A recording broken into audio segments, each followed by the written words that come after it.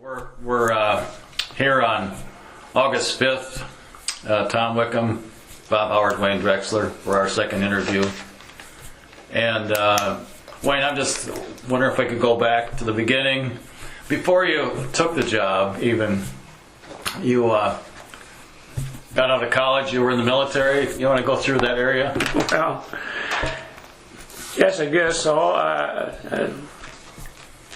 I did start my teaching in Farley, taught 5th, 6th, 7th, and 8th grades one time. And there was two of us there in the old building that's now history. And then that was kind of in its last days. It was still a high school when I first started there. What year was that? 1950. It was my first fall school. I taught everything. I often remember that because there was just I was the only teacher, and then there's a superintendent, and he did some other teaching. It was two of us, and it was pretty hectic because I remember I had about 4 subjects to teach, and then he came to me the last day and he said, "Can you teach German?" Well, I said I had a little German in school, so I got to teach German there besides, and I taught music and piano lessons after school, and attended all the board meetings because I was the only one that would represent the school. So it was a good start. I taught there, and then I decided I better get some more education, so I went back to University of Iowa and got my master's degree, and then I came out looking for a job and decided that probably the best place was to get into the. I taught in Dubuque for a while, for one semester. Taught phys ed, and there's a couple of the schools in there.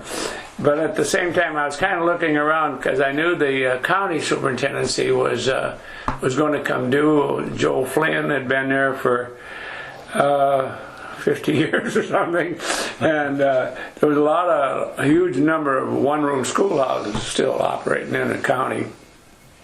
And so I went there, and I went to Max Clark was the superintendent at Dubuque, and I said, I'm here and I'd like to get a job, but I said I want you to know that if I get an opportunity to advance into this job, and he said that'd be fine. He said we'll do that, and so it so happened he resigned at Christmas that time, and so the job was opened for the first year, and I applied, and I got the job on a 3-2 vote.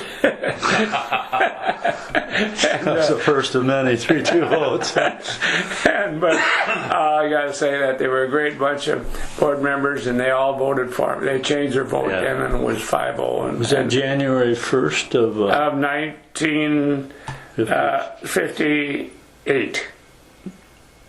Okay. No. Yeah, 58, correct. That's correct. So I stayed there, and that was an experience in itself because I was just out of college. In those days you only needed a master's degree to be a superintendent, and I was pretty green because I came into the county office down at the courthouse on the day after New Year's. And I was sworn in that morning about 10 o'clock in the morning. The president of the board came down and gave me the oath to take the job. And at 11 o'clock, 1 hour after I was there, I had about 15 people come into the office to want to know what I was going to do about school reorganization. And I kind of looked at them, and I'm thinking, I got to have a little time here to know what this is all about. So I made an appointment. I said, I've got things I got to do today, but we can come back in a couple days. And then they all came back, and some of the original guys like Dwight Meyer and Bud Ross and these people were all pioneers at that time. And they wanted to get going on that because there was a law at that time that by 1960, all these rural districts had to be in a consolidated district with at least 300 students. That law was passed earlier. Yeah, Probably 57. yeah, right in that area. It was just new, and so they were there for all kinds of reasons. They were being forced into a situation. There was taxes was one thing. They wanted to make sure that where were they to go? Well, that was a good question, because it looked like perhaps it was just going to be a Dubuque County school district, just one district. So they knew they had to have a public high school. Right. That's probably key too, huh? And with that many, and there was 61 school districts in Dubuque County at that time.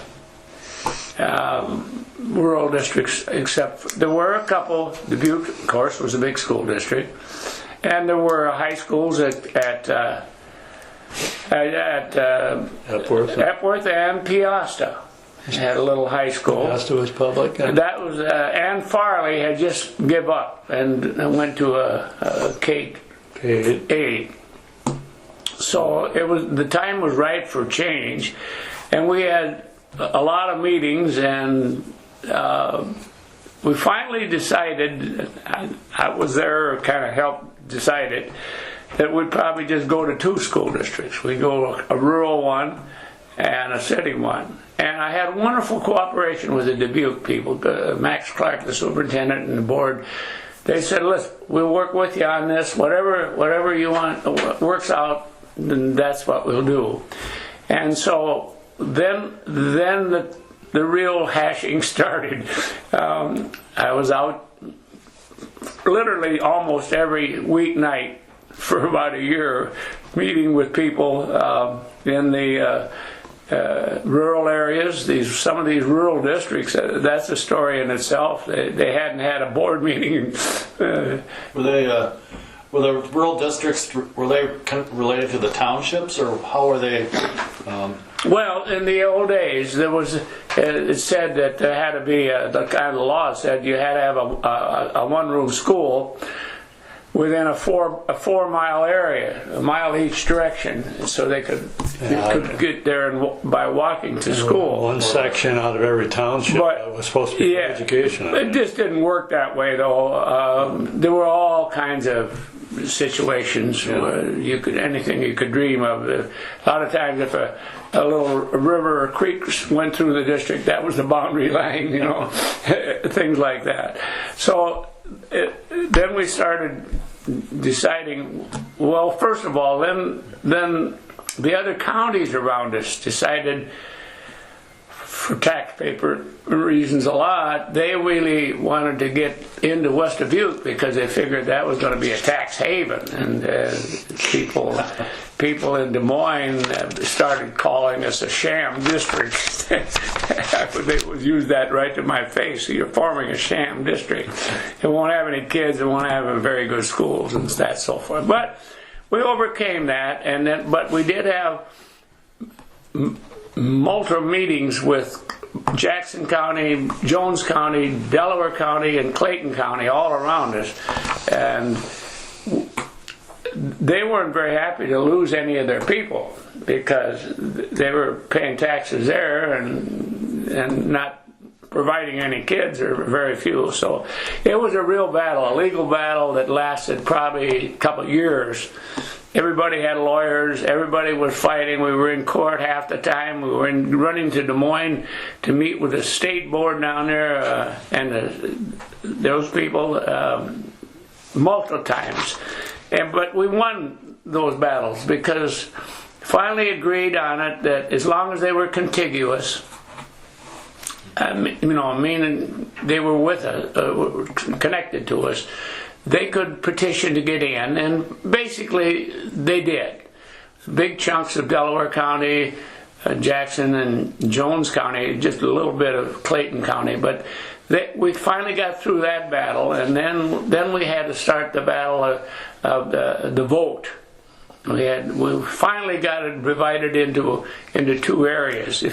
if you look at some of those areas over around Piast, it's really jagged. You know, there was it's just one farm hanging on so another farm could get in, but basically it went pretty good in Dubuque County. As I said, Dubuque was very nice to work with us on that. And then we had to convince people to vote for it. It took a simple majority of the district, and it was touch and go because there was an awful lot of discussion about taxes, not much discussion about education, and it was a work there. But So when would that vote have been? it would have been in the early part of 1960. So in the did spring they? of 1960. Yeah, spring of '60. Did they elect the board at the same time? Well, or what did they elect happened the board was before first that? first they had to get the districts formed. And that was formed, that was in the spring of 1960, somewhere in there. And then following that, then there was a vote to get the board.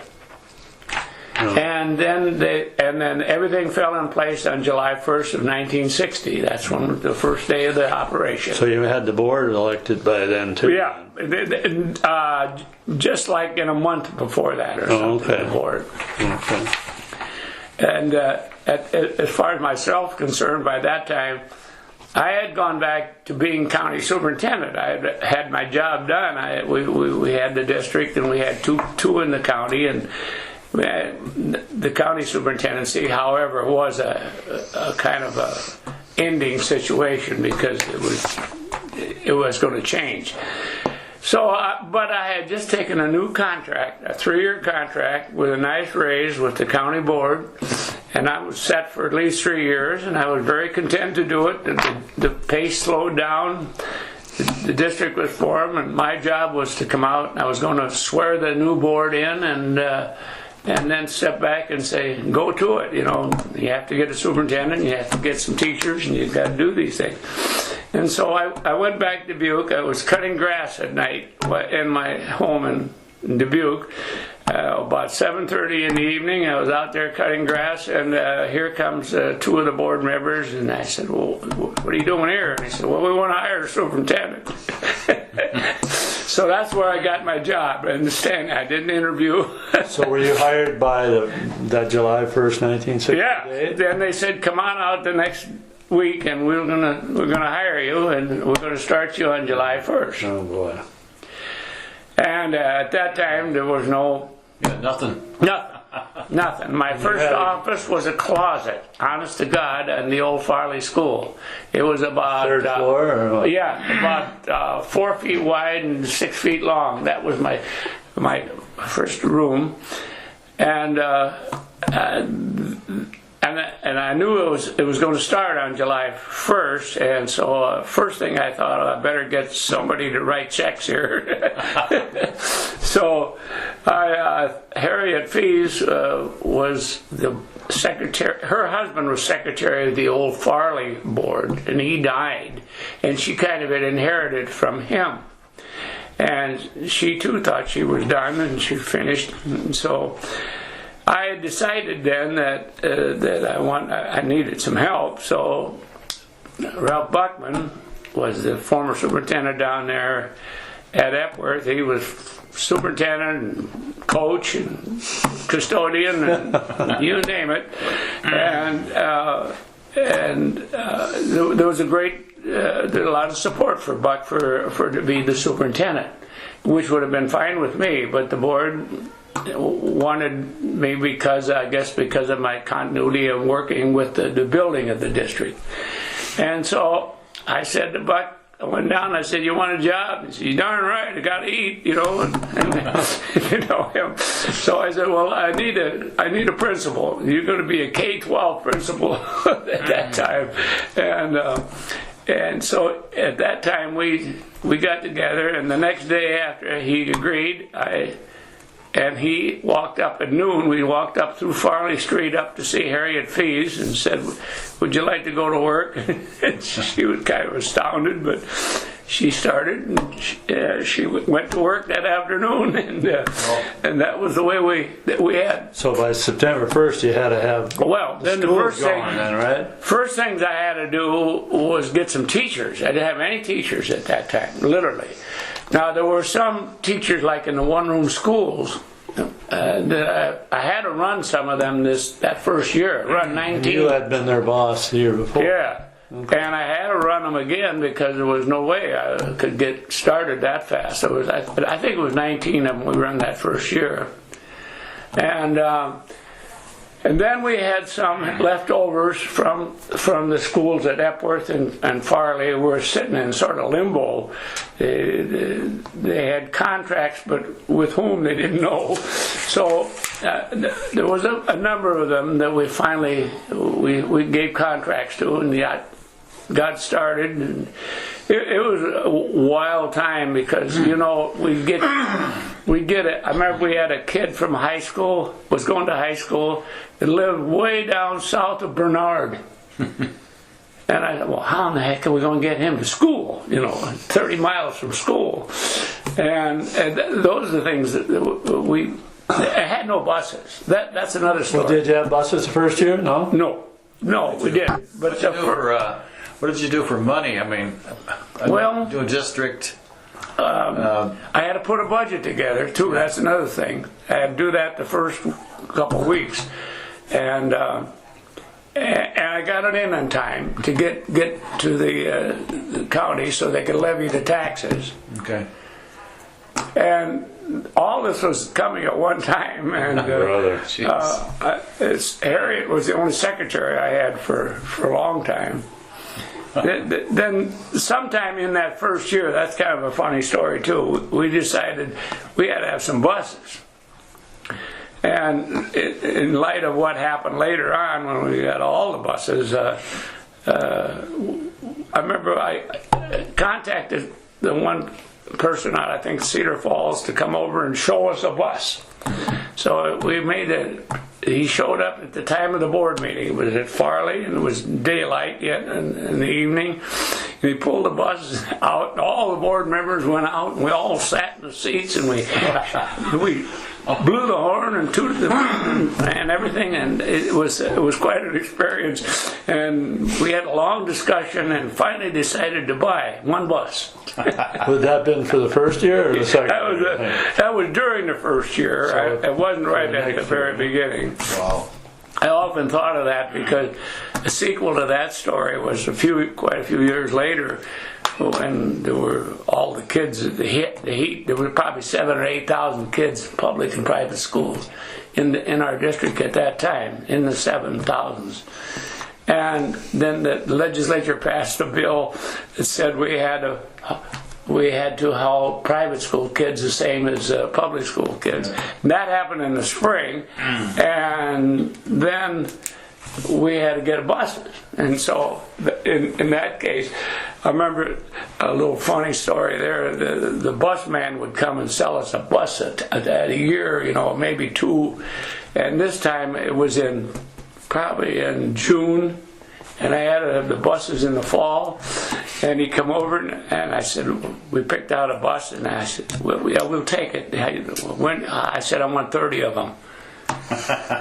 And he never sold 30 buses in his life before. Well, that was a little later than the early. Yeah, that was early. That was just a bus story. Yeah. But going back on the first year, it was pretty hectic. We run the high school at Epworth and the high school at Piasta, and 19 one-room schools at Farley, and we had kindergarten at Dyersville and school in Cascade.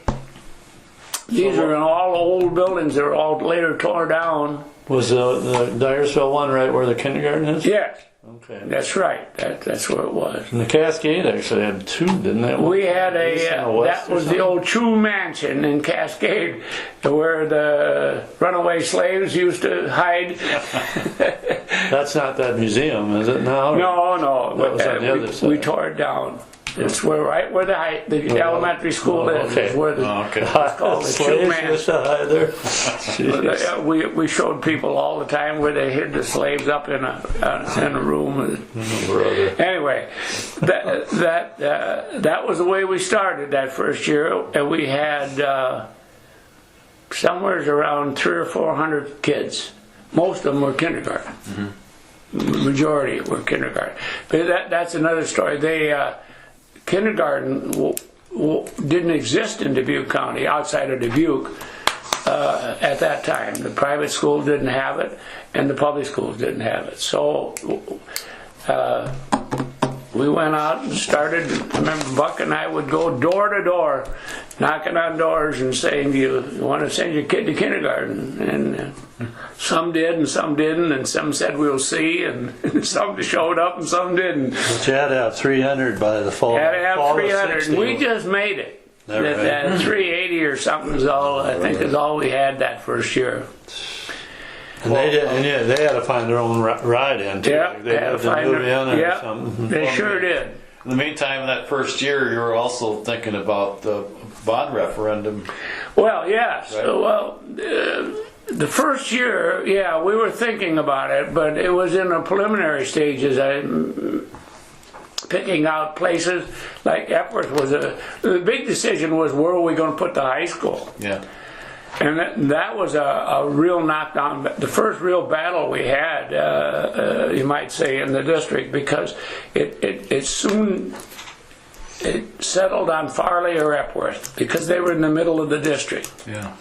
And there were strong forces on both sides, and the board was divided 2-2, and one, Mr. Deutmeyer, wasn't committing. And it went back and forth. There were meetings in Farley, meetings in Epworth. I didn't go to them because I didn't want to. I wanted to school. I didn't care where it was. But it went right on down to the last day, and we had a board meeting and said we got to make this decision now. And so it went 2-2, and Mr. Deutmeyer says we'll take Epworth. And that was it. And then the nicest thing happened. After a real battle, the two people that supported Farley said we unanimously support this. Real good boardsmanship. Yeah. That's the way it was. So you and Buck probably stayed away from those meetings because it was pretty political. Right. Yeah, we did, and we stressed the fact that it had to be done, but it didn't matter. But you had some influencing going on from the church, right, as far as the parochial schools and... Well... under the table. Yeah, somewhat. There was other influences. There was territory influences. There were taxes influence, and there was the religious thing.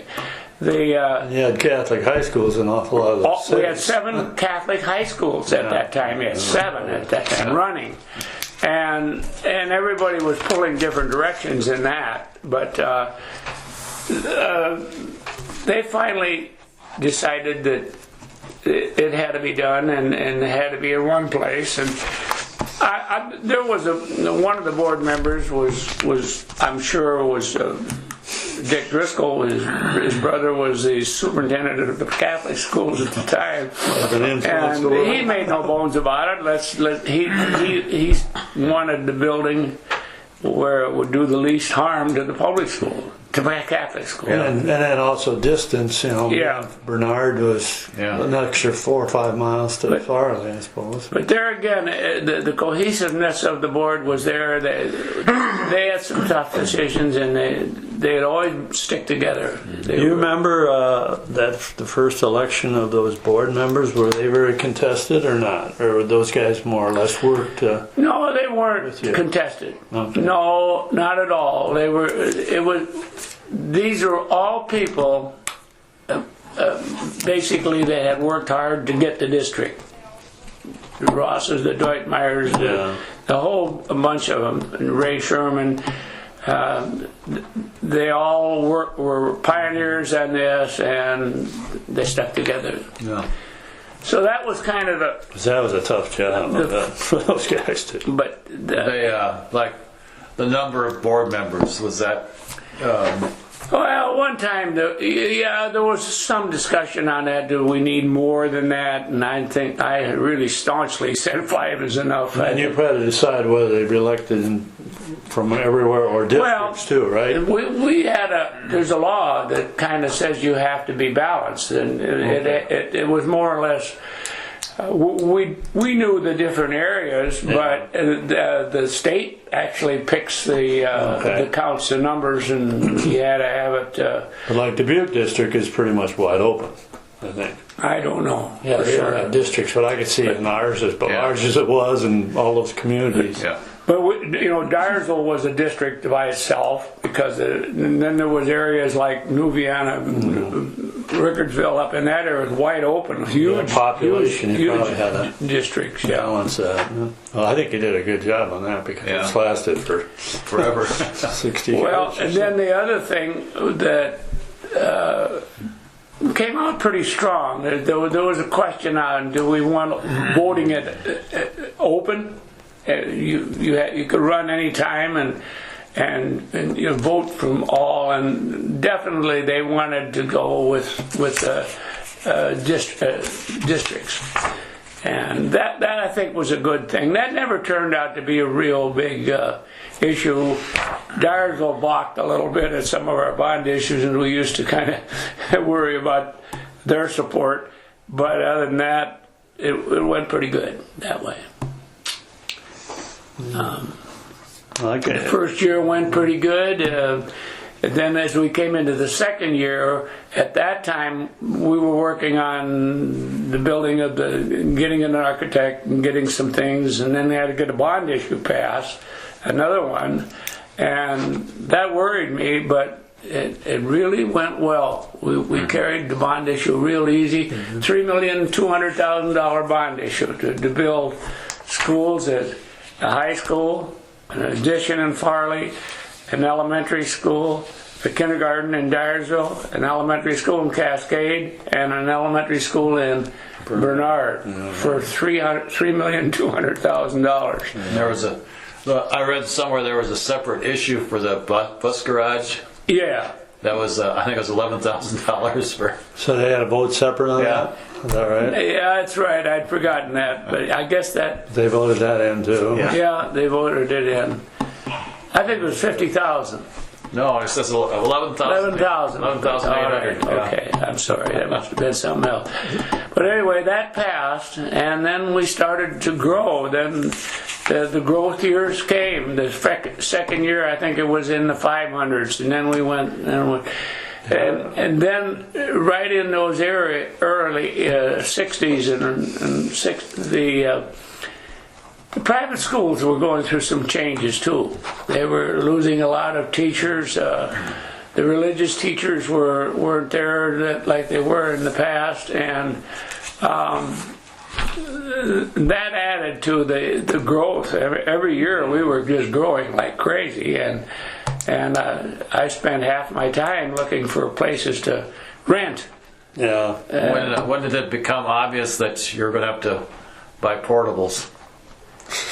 Well, we didn't have any other place to put them. Yeah. Well, we opened the Farley School in '69, I think.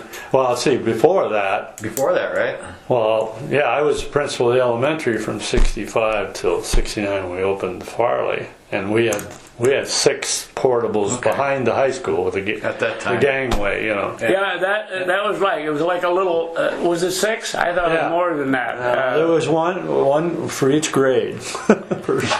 And there was a walkway down there, I remember, kind of a corridor. Yeah. And I used to kid the kids. I said, "You're never going to get pneumonia around here because you've been treated for it. You're outside every day." One other question I had, kind of going back to the beginning of the district, and I know there's been things said about it, and I know you got a musical background. You were used to playing bands, right? Pianos. But it's kind of interesting, that whole concept. I know Phil Schmitz was hired probably that first year. Mm-hmm. And why don't you talk a little bit about that whole concept? Well, because it's worked pretty good, I'd say. Well, the first year, the 1960, I was looking for something to create us, to something to look forward to build on, and it was pretty hard to do that with athletic teams because it takes a little time to recruit them up.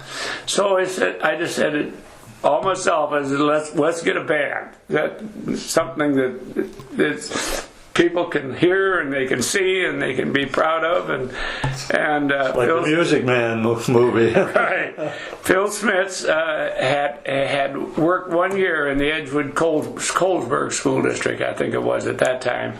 It was his first year. His dad was a talented musician from Dyersville. He used to play in all the town band and everything.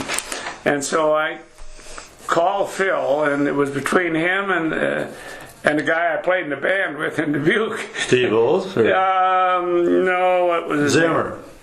Well, no, Zim was another one. I played with him, but no, this can't think of his name right now. Yeah. But anyway, I chose Phil, and I said, "Go to it, do whatever you can, build a band." And he started, and I can still remember those toots and squeaks that come out of that first band room over in the old Epworth gym.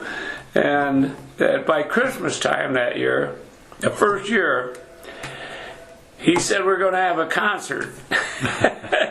And I can remember the people all came and they sat up on those gym seats, that kind of went up. And they marched out there, and they had black pants and white shirts and a red thing tied around their wrist, a band. And they come out there, and they walked out, and they got a standing ovation before they blew a horn. And they did well, and that was the start of an amazing streak of things that Phil did. All the events he went all over. Another thing maybe that you get a kick out of, in those early days, the district, way back in the 60s and 61, I had the crazy idea that we should keep the school open on Saturday mornings until noon. And I used to work. Yeah, and Buck and I would get together every Saturday morning, and we worked till noon. And I remember this one day it was in the year before we opened the high school in Epworth. The gym floor was still not in, and we were going to move in that fall regardless. We had to get them in there, close the other schools, and so we were sitting over there one morning, and Buck said, we need to name these kids. What are we going to do? And what colors are we going to have? And then so we went through the list of all the high schools and the colors. The Dyersville had the Cardinals, and then the Cascade has the black and whites and so forth. Yeah. And so we went through the whole list and said, well, we can't get any of those. And then finally, I think it was me that said, well, let's go black, white, and red. That way there'll be a little of everything. And Buck said, let's call them the Bobcats. Okay. And that's how it happened. We never discussed it again. You didn't vote on it? No vote. We had the first assembly when they got in the gym. All the kids got there, and he said, Buck said, "You're the Bobcats now, and your colors are black, white, and red." And it was that's been there ever since. Coincidentally, this past winter, I was contacted by the Athletic Association. Bud Legg is the guy that does a lot of their PR stuff. Anyway, he was working on a project. He wanted to record and archive all of the old high schools in Iowa and their colors and their nicknames. So I helped him dig up Epworth, Piasta. Piasta. And, There was Epworth, there was St. Paul's of Worthington, Yeah. New Vienna, Holy there Cross. was Luxembourg. Gary Owen. Yep. St. Joe. Fillmore had a 2-year program. Luxembourg had a 2-year program. And Cascade had 2 high schools. Yeah, they did.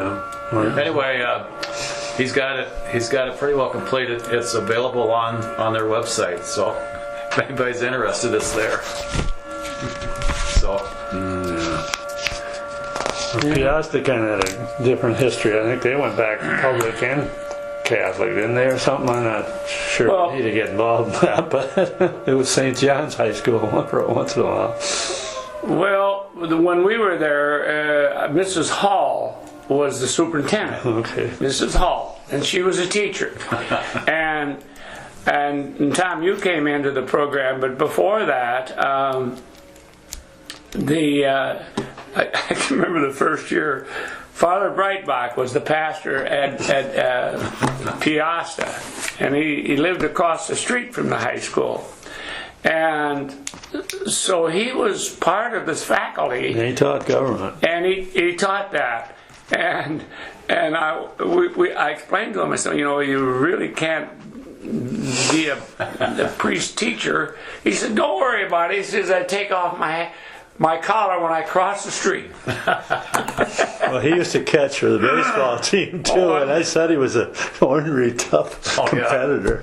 I've heard stories about it. Well, he was teaching that first year. I was a pitcher for Farley, and he would stand there, and he'd stick his arm out and get hit. And it made me so darn mad, so I knocked him down a couple times. And we became good friends. He understood that. Yeah, I've heard some stories about him. That's a true story. I was playing golf with Janet Pitts. She's a whiter, and she went to Piasta there. Mike, when you were there. I coached her first year Anyway, in softball. when she was in grade school, she said, I just remember the Mrs. Hall. She lived in She lived in the school. Yeah. building. Yeah. And Janet said that for recess in the spring, they'd make these little kids, they give them each a fork. They make them go out and dig up dandelions and weeds before they could play. Mrs. Hall was a piece of work. She was. It was a fun time in the sense that we had something we wanted to build, and we had a lot of support, and I've always thought we did a pretty good job of bringing the communities together. I remember that first year, there was that first year when we had the high school, there was a girl there that had a boyfriend that they met, sort of, friends in school. The story was they had a date, and she was from Bernard and he was from Holy Cross, and he come to Buck and said, "Where's Bernard?" Then he had to borrow his dad's car and drive 50 miles probably to pick the girlfriend up. Yeah, our district was unique. Oh my God. Well, Bob and I were talking about that on the way up. The first year I coached, Art Lamb was 7 miles south of Bernard. I remember one of those early years, and that was a 27-mile ride. And then the Bender kid was over there by Sand Springs. That was probably another 25. That reminds me too of putting together those bus routes in those early days. It was fantastic.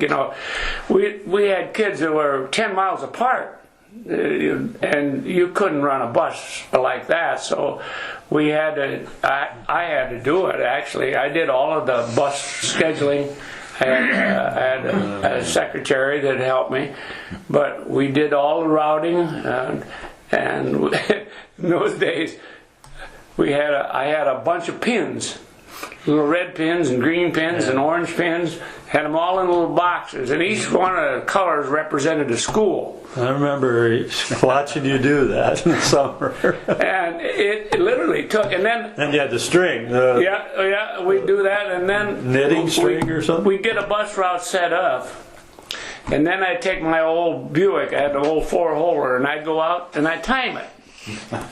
Literally, and we would say this is the first one at such a time, and I'd drive down to the next one, and the time was 12 minutes, and then I'd down to the next one in 2 minutes, and I picked up 4 here, and then how long it took, and then we'd come back and figure if that was a workable route. Quite a affair. And in those days we had a lot more kids hauling than we do now. You know, it was a big numbers. Yeah, the busing, I mean, in our district, you know, Bob and I worked for a lot of years, and we know how key that was, a key component. You got the largest, well, the district's half the size of Rhode Island, and largest in the state. But getting back to the sham district, they held us to in the Department of Public Construction. I said to the state superintendent, I can't think of his name now, but at the time, he was a good friend, and I said, we're going to build a school there that's going to be better than anything else around there, and we're going to do it, and we're going to pass a bond issue. Yeah, we'll see it. This is sham district. And I said, okay, if we do it, you're coming and going to give the dedication speech. And he did. On a Sunday afternoon, when we dedicated the opening of the high school in Epworth, he was the speaker. That was look up his 62? name. 62 was it? And how it opened? Yeah, 62. Fall of 62. Yeah. Now, the reunion I went to Saturday night was a class of 64, which they were juniors in that fall. Yep. So I taught all the juniors. They said there were 70 in their class. And of course I taught all the boys and girls phys ed until Hermie came in semester. But I can't speak enough about the early faculties. Gosh, we had some holdovers from Epworth High School. I'm not good at names anymore, but the science teacher was that John Shield. Sean Shield. That's right. And a number of these people, I give them their names, I'll get lost. But Ellen Williams was there. yeah, she's from Appleton, Wisconsin. I hired her there. We put that faculty together, and it was a pretty darn good faculty. And we never got away from the idea that we were just farm people, that we weren't fancy, we were going to do the best we could, we liked each other, and we were going to get along. And that kind of went that way. And we really built a camaraderie there that I think still exists. We were telling this, I forget who I was talking to, a story about the Epworth High School when we opened that year, and a lot of it wasn't done till after Christmas, the cafeteria and the gym and all that. But the home ec room was done, and we were going to have a little social group. And it might have been a Christmas party or something, and we're going to use the home ec room. And the home ec teacher, I think she was only there 1 year, was very possessive of that room. And she said, you're not going to use it. Well, Buck was the principal, and you know who won out on that one. Because we all had young kids, and we brought them, I think we had Santa Claus and delight. But, well, Ralph Buckman is a story in itself. I mean, he was a terrific person. Buck was the most loved principal I think we've ever had. He never hit any kid or was mean to any kid in his life. But if he was really upset, he'd get on that PA system, and he had a great big yardstick, and on the first counter out there, he'd get talking, and then he'd slam that thing down, and it'd ring all over the room, and he said, everybody be quiet. But Buck was, if a kid was hurting or had troubles, or he was there. He was the most helpful person he could get. He literally loved kids and lived to help them. I remember when you interviewed me on the street in front of Piasta High School. That one thing I remember you say, "Oh, Ralph Buck will be your principal, and he's a peach of a guy." Yes, he was. And, I remember that to this day. Yeah. Buck and I worked together for 18 years there, and do you remember the never. time? Excuse me, but Chucky Brightbach. You remember that story? I think he was acting. His office, Wayne's office, was Yeah, I know. right. Yeah, where The principal's office. the principal's office, and then Buck's office was on the left side. Yeah. So he was right there, and we had a kid from Cascade who was having a little problem, and Buck had explained to him quite a few times. And so he got sent to the office again for the 90th time. Buck lifts him up. He's a little lifts him up over the counter. Slid him down the road. Threw him to Wayne. He did. He really did. You take care of this guy. I wasn't there to witness that, but I remember hearing that story. Which, That's a little guy that Buck was chewing him out, and while he was doing it, he stole Buck's wristwatch. I think he had pickpocketed the county social worker or something. He was a dandy. No. Well, so then, I'm just thinking ahead a little bit. At some point in the mid-'70s, it became an issue that collective bargaining was going to come in. Yes. So you want to talk about that a little bit? Well, that was it was the mid-'70s, I think, and it was a strange thing. You know, we went to a lot of meetings, and everybody was kind of afraid of the thing, both the teachers and the administrators. Well, it was going to be bad, and some of these speakers made a living out of telling all the horror stories that happened. And the first contract with the teachers was a hard contract. We talked every issue out, and it was some disagreement, and it was we didn't know each other, literally, as a bargaining group. And the first year was probably the worst, and we got, I think in my tenure there, we got to trust each other pretty well, and we knew it was a process that had to happen. And who was the lady? She was the head of the union there for years.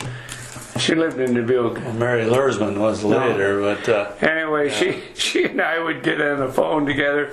Lois Tyson? Yeah, Lois Oh, Tyson. okay. And we'd swear at each other, and we'd hang up at each other, and then we'd get together, and everything was just fine again. But it was part of the process. And I was on the first team that negotiated, and I was the secretary. I had to keep the minutes, and we had 34 meetings, and Buck and me, and I think Louis Hine, and of course, like the union had a master contract that the NEA put out, which said that who's going to check the wastebasket to see if there's a bomb in there, and the teachers didn't want to be the one to do it, and how many off-site parking spaces would you have, and how many restrooms you had. They had this book, which but somehow we got a hold of that. So, and then Louis, they had a crazy contract with everything you can imagine in it. And then we'd meet, and Louis put BS on there, big. Yes. But 34 meetings with him, and Buck, of course, was used to running the school his own way, and now he's got to sign the teachers. They can only work 1 or 2 ball games and stuff. It was just a time of change. It was he used to go up, and when they were negotiating, he'd write "no" on the board. Now, and he turned and he said, "What don't you understand about that?" Yeah, those were tough years. But like you said, one of the things, I don't take any genius to do this, but something that I did that I never regretted is I never went to the table. that was smart. And Yeah. I think it was. We hired people to do that. And I always sat in the next room, went through a lot of sessions, but they'd come in, talk to me, but I never. And then at the end, when we were right down to the last thing, I could come in and maybe close out a few things. Didn't get as personal that way. I mean, it was bad enough as it was. Right. So that was good. What do you? I was looking at the total picture, and I don't know. That might be a hard question. what were like, what did I write down? The 5 or 6 top accomplishments of the district or yourself? Well, I think probably the hardest thing was Don? Yeah, we're interviewing